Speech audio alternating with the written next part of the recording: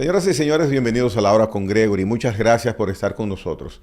Tocaremos en esta ocasión un tema que a ustedes, amables televidentes, les interesa por una o por otra razón. Particularmente a mí me identifico mucho con el trabajo que está haciendo el organismo que mi invitado de hoy preside y junto a un equipo de personas durante ya varios años están empecinados en el mejor sentido de la palabra y continuarán así en que la situación de las personas privadas de libertad mejore en República Dominicana en el aspecto sobre todo legal y también en las condiciones físicas que pasan el tiempo recluidos. Rodolfo Valentín, director de la Defensoría Pública de República Dominicana, nos visita. Buenas noches, Rodolfo. Muy buenas noches a todos, a ti, Gregory, por estar una vez más aquí en este importante espacio, que de verdad es un toque de queda, y poder hablar de lo que está haciendo la Oficina Nacional de Defensa Pública y seguir promoviendo, que es una de las mejores instituciones donde los funcionarios funcionan, que tiene el Estado en República Dominicana. Pienso que sí, que tienes razón con lo que dices. Y frente a Defensoría Pública, yo resalto lo siguiente: ustedes van más allá del compromiso que tienen asumido de forma institucional, formal, porque no solamente entregan la facilidad de una persona que no tiene recursos o facilidades de pagar un abogado, así como se escucha, ustedes van a algo que ya está institucionalizado. Es la Defensoría Pública, la dirección que presides. No sé qué pasará cuando ya no estés ahí. Pienso que la principal organización o entidad que se preocupa por indicarnos y mostrarnos qué tan mal está el sistema penitenciario en la República Dominicana, lo deplorable, y eso lo digo yo, no necesariamente el director tiene que estar conteste con lo que informo, con lo que digo, pero a esa labor que ustedes hacen, uno nota lo deplorablemente e inhumanamente que están los recintos penitenciarios del país, las cárceles.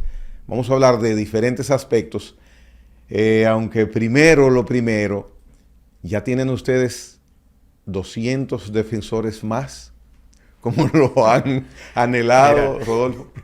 Es importante que la sociedad dominicana y cualquier extranjero que esté aquí pululando en República Dominicana, es importante que sepan que la Oficina Nacional de Defensa Pública tiene un mandato constitucional a partir del artículo 176 de la ley sustantiva. Y es que nosotros damos asistencia a todas aquellas personas en conflicto con la ley penal y aquellas que por cualquier razón no cuentan con un abogado.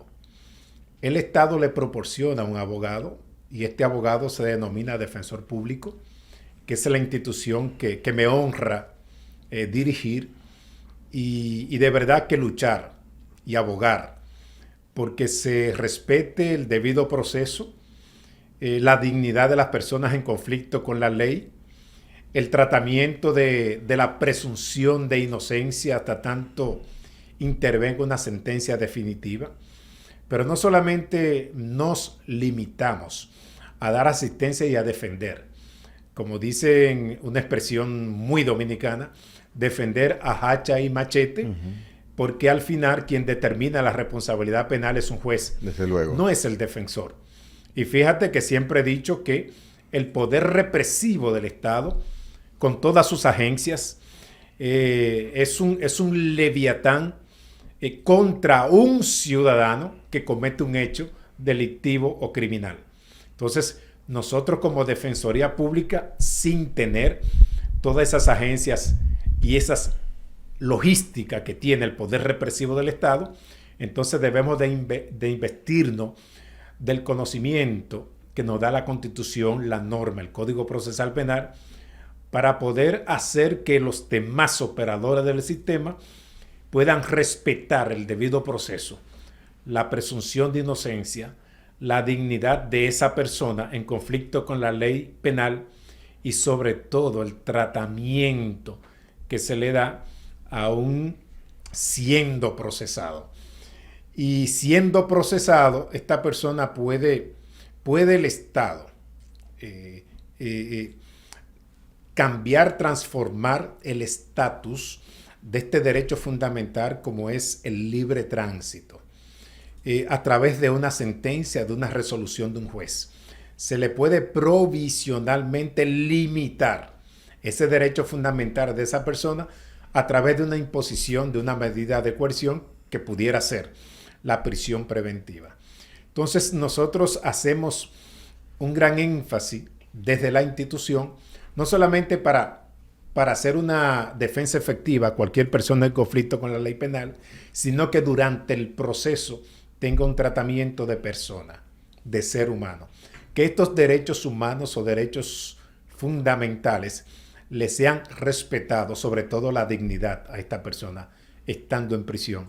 Y esto lo digo porque no existe en República Dominicana un juez que produzca una sentencia, una resolución, una decisión que diga que estas personas privadas de libertad pudieran estar durmiendo al lado de una letrina, encima de heces fecales, pudieran estar durmiendo en piso con orina, pudiésele vedar un tratamiento psiquiátrico, psicológico, un tratamiento médico ante alguna enfermedad. No existe una decisión que establezca que esta persona no puede recibir ese tratamiento o la dignidad de algún derecho fundamental.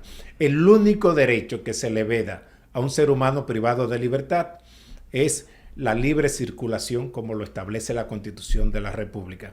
Por eso, en ese sentido, el derecho a la libertad como derecho fundamental no es un derecho absoluto, porque el Estado está organizado por normas, por ley, por códigos, y así lo establece la norma.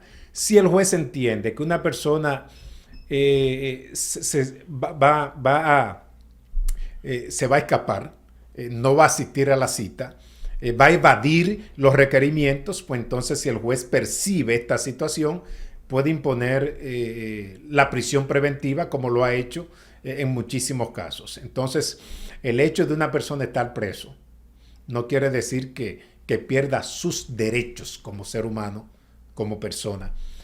Y el trabajo de la defensa pública va mucho más allá de dar una asistencia letrada y efectiva en los tribunales. Hay una figura que se creó en el año 2004, cuando se produjo un nuevo Código Procesal Penal, y es la figura del juez de ejecución de la pena. Nosotros como defensa pública concomitantemente tenemos también un defensor de ejecución de la pena en nuestra institución. Esto te lo digo porque aún siendo condenado la persona, que es cuando interviene el juez de ejecución de la pena, aún siendo condenado, y esta condena ya sea definitiva, tampoco pierden los derechos fundamentales estas personas. Hay que mantener tratándolo con dignidad y cumpliendo obligatoriamente como operadores del sistema con el respeto a esos derechos fundamentales de los cuales son pasibles esos privados de libertad condenados.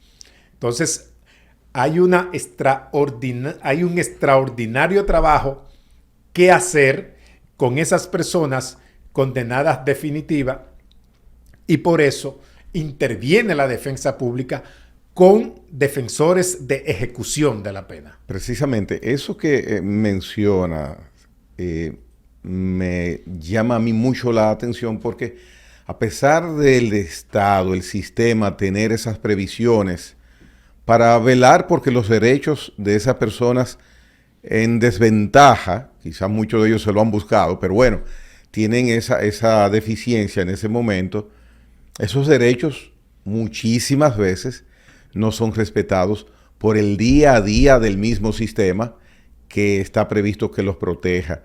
Y reitero, ustedes van más allá porque ustedes son quienes nos dicen desde la Defensoría, pero mira, el lugar donde ellos tienen que pernoctar y vivir mientras resuelvan su problema legal, es invivible, es inhumano, un espacio inhumano en grandes proporciones de esos recintos. Entonces, está la parte de los recursos. Ustedes adolecen de los recursos necesarios en la Defensoría. Y la Defensoría, yo quiero manifestarlo porque he estado muy cerca de ustedes como comunicador, tiene unos profesionales admirables. El abogado defensor, muchas empresas de abogados, en bufetes de abogados, están siempre pendientes para, oh mira, y los captan y los asumen como empleados de sus bufetes. O sea, por eso muchas veces vemos, wow, él fue defensor, este abogado fue defensor. Bueno, el señor director fue defensor. Así es. Y es el defensor ahora. Sí. Entonces, la parte de los recursos y el trabajo que ustedes hacen denunciando la situación de las cárceles y recintos penitenciarios del país, ¿cómo se manejan? ¿Hacia dónde vamos?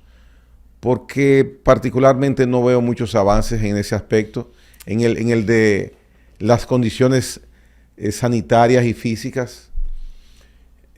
Mira, toca un tema muy neurálgico para nuestra institución.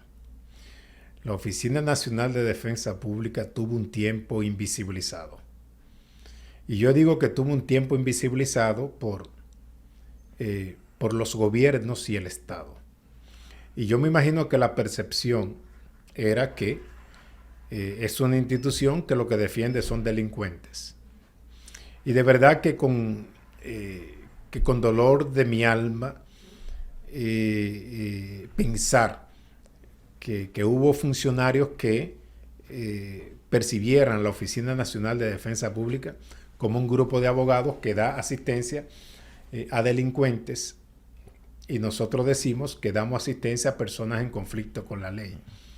Y yo creo que es un tema sociológico, antropológico, es un tema que debe ser objeto de estudio para crear una sociedad segura y sin violencia, examinar los tipos penales, examinar el comportamiento a lo interno de las cárceles en República Dominicana, y esto puede arrojar resultados muy interesantes. Esto te lo digo porque cuando fui defensor público activo, practicante, porque la litigación me corre por las venas, yo no dejaré nunca de litigar, y a pesar de ser director, todavía llevo casos particulares, ¿no? No llevo muchos casos porque el día a día y el tema de la gerencia y de la dirección toma tiempo. Y el defensor, en este caso, usted puede en la práctica, si es necesario, lo decide, formar parte del grupo de defensores. Sí, claro que sí. Sí, claro que sí. Qué interesante. Normativamente nada me veda ni me impide que yo pueda llevar un caso u otro caso. Hay algunos casos que sí me quedé con ellos porque sí entendí que las decisiones fueron eminentemente injustas. Entonces todavía estoy luchando esos casos, y aún teniendo ganancia de causa, sigue el sistema insistiendo en que creen que pueden mantener la sanción. Y yo sigo insistiendo de que se sigue equivocando el sistema. Entonces estamos en ese... Estamos hablando de jueces. Sí, estamos dirimiendo entonces en ese sentido. Entonces, no dejaré nunca de litigar. De verdad que estoy de paso en esta dirección. Y yo creo que un funcionario al frente de una institución debe de transformar lo que toca. Y hablando de transformar lo que toca, a pesar de ser un abogado litigante a carta cabal, me sometí, Gregory, a realizar una maestría en alta gerencia, que ya la terminé, y estoy dando ya la última también materia de una licenciatura sobre psicología organizacional, porque antes de poder sacar a la luz la calidad en el servicio que brinda la defensa pública, debemos primero organizar la casa. Y un funcionario que no tenga el conocimiento suficiente de cómo gerenciar, administrar, de cómo ser, lejos de ser director, ser líder dentro de la institución, entonces es una institución que no va a avanzar. Y la defensa pública en estos 3 años y un año de pandemia que tuvimos, que yo los reto, pero sin embargo no dejamos de trabajar.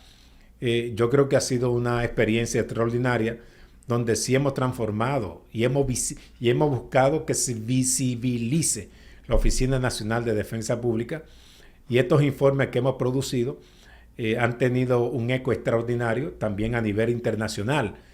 Y en manos del presidente de la República ha llegado estos informes y de verdad que le ha inquietado y le ha impactado considerablemente. Sin embargo, señor director, hay un dato, una estadística, y es que, usted me corrige, los presos, los detenidos preventivos, ese porcentaje no baja y en muchas ocasiones avanza.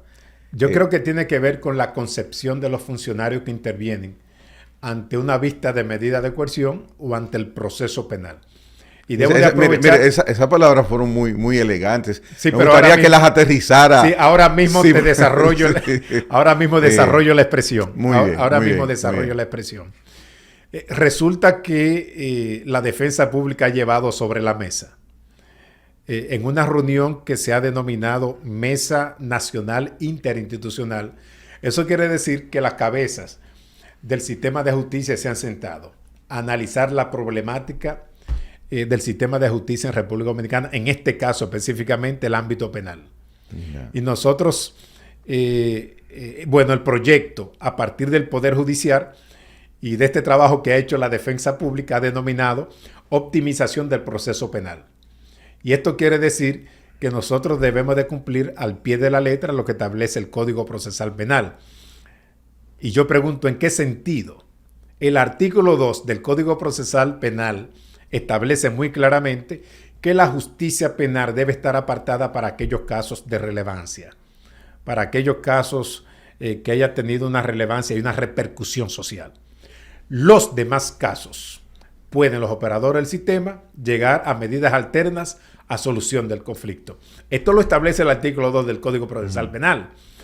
Pero además es importante decir que hay más de 6 medidas alternas de conflicto que establece el Código Procesal Penal. Y yo me hago una pregunta. ¿Cuál es la razón de que los operadores del sistema encargados de que esto se cumpla y no haya tanta prisión preventiva en República Dominicana? Bueno, porque hemos creído que la fiebre está en la sábana y nos hemos equivocado. ¿Eso es un atraso? Sí, es un atraso. Porque si tenemos nosotros unos aproximadamente 26,000 privados de libertad, y yo pregunto, ¿ha disminuido la delincuencia? Los robos, los atracos, los asaltos en la calle de República Dominicana, ¿han disminuido? Porque no lo están cometiendo los que están privados de libertad, ¿o sí? No lo están cometiendo. Yeah. Entonces no ha disminuido. Entonces la solución no son los privados de libertad, es todo lo contrario. El escenario donde se encuentran los privados de libertad es una plataforma para transformar esas vidas, para cambiar esas vidas, para que cuando salgan de estar privados de libertad, no salgan con una maestría en la delincuencia, que no salgan con este submundo aprendido, que un infractor primario, que el sistema se encargue de ligarlo, de juntarlo, de congregarlo con los ya condenados, ya estamos mandando un mensaje a esa persona, a ese joven. Mira, especialízate en el submundo de la criminalidad y cuando tú salgas sigue atracando, robando y cometiendo crímenes y delitos. Nosotros tenemos una norma que dice que los centros carcelarios debe haber segregación respecto a las personas en conflicto con la ley penal. Me explico. Un infractor primario no puede estar con una persona que esté sometida por asesinato. Una persona que haya cometido estafa no puede estar en la misma celda que una persona que pulula en el submundo del narcotráfico. No puede ser. En la práctica.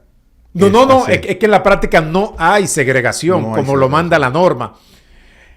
Los infractores primarios, por casos correccionales que tienen una pena hasta 2 años, están ligados con aquellos que posiblemente puedan sufrir una pena de 30 años, de 20 y de 15. Entonces, es un tema particular de los centros carcelarios que no se ha resuelto. ¿Cómo es posible que nosotros podamos producir una ley? Por ejemplo, la 113-21, la nueva ley sobre el sistema penitenciario que crea la Dirección General de Prisión y Corrección de las cárceles en República Dominicana, que sustituye la ley 224 del 1984. Aprovechando la oportunidad para decir que es la única ley que habló en República Dominicana, a pesar del montón de constituciones que hemos tenido, es la única ley que le da el tratamiento, que le daba el tratamiento a una persona en conflicto con la ley penal, ese derecho fundamental que tenemos todos, que es la presunción de inocencia. Es la única ley que hablaba de esto. Y se derogó. Y se derogó. Ese aspecto también. No, el aspecto... Se fue con la ley nueva. Sí, el aspecto se fue con la ley nueva, pero lo recogió la Constitución del 26 de enero del 2010. El derecho fundamental a la presunción de inocencia. Yeah. Eso quiere decir que hasta el 2010 nosotros habíamos tenido ¿cuántas constituciones? Bueno, casi 40. Y una sola no hablaba de la presunción de inocencia de una persona en conflicto con la ley penal. Esto te puede decir qué tratamiento le daba el sistema y le sigue dando a las personas en conflicto con la ley penal que han caído en el sistema penitenciario.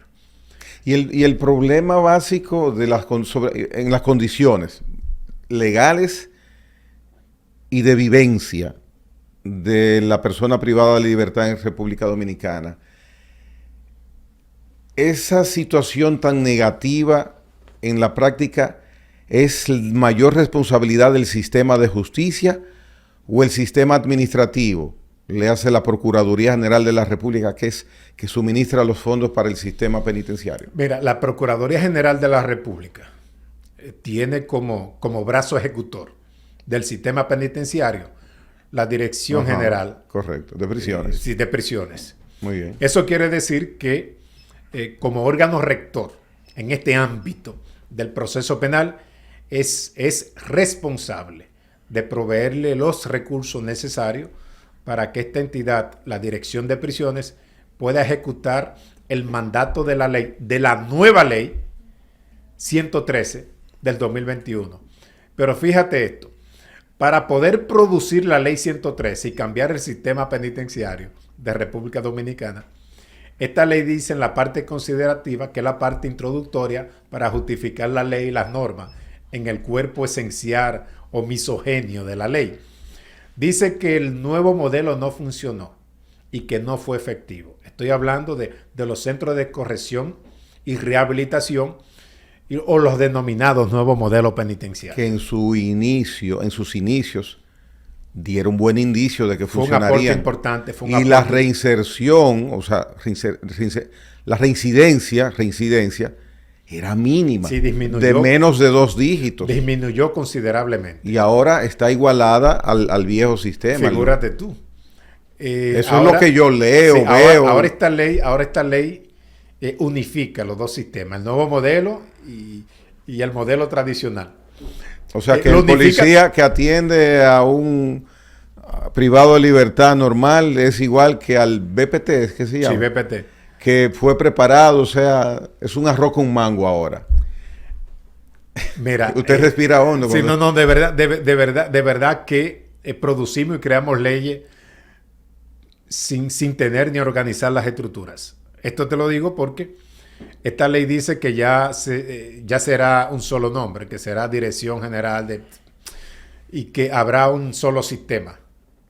Pero bueno, ¿cómo puede haber un solo sistema si todavía tenemos desde el 2021, tenemos el sistema tradicional donde aproximadamente 16,000 privados de libertad, que son la mayoría, están en hacinamiento y en las condiciones que en principio te dije? Pero peor aún, ¿cómo podemos unificar los dos modelos cuando el primer modelo o el denominado nuevo modelo tiene una estructura más o menos aceptable y el segundo de 16,000 privados de libertad, el 40%, el 50% duerme en el piso? Entonces, y centenares de ellos con situaciones clínicas. No, terrible, enfermedades terminales. terminales. Y yo le pregunto al sistema y le pregunto a ellos, ¿qué hacemos con esos privados de libertad con enfermedades terminales? ¿Qué hacemos con ellos? Bien, vamos a hacer una pausa, señor defensor público, doctor Rodolfo Valentín Santos, pero quisiera yo desahogarme un poquito diciendo y representando a los televidentes que conocen y saben cuál es la situación del sistema penitenciario en República Dominicana en el aspecto físico y en el aspecto legal, que no tiene que ver nada con ustedes, por suerte están ustedes, que lo que se refleja hacia ese mundo penitenciario dominicano es indolencia de marca mayor. Una indolencia de marca mayor es lo que uno siente y nota. ¿Y por qué? ¿Por qué? Porque no me ha tocado a mí.